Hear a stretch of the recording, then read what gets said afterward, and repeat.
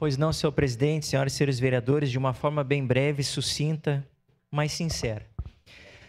Agradecer à Guarda Municipal por todo o excelente trabalho que tem realizado. Na verdade, esta moção de apoio é de fato necessária para que, na verdade, possa cumprir um rito jurídico e garantir que, numa possibilidade ali na frente, possa se tornar o que já é, uma polícia municipal, que já tem feito esse trabalho.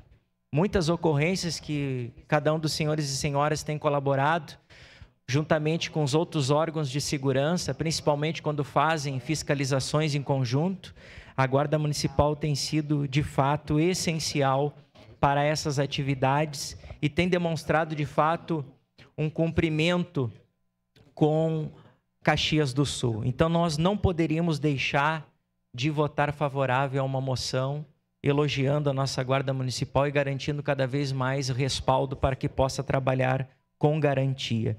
Mas também podemos aqui falar da parceria de que quando a Guarda Municipal, em um momento que estávamos na Secretaria da Habitação, da ajuda que a Guarda Municipal sempre nos dava de garantir com que as áreas públicas pudessem estar sendo fiscalizadas, onde nós conseguimos construir um convênio sem que a Guarda Municipal viesse nos pedir para garantir, de fato, uma viatura nova para que pudesse fazer esse trabalho.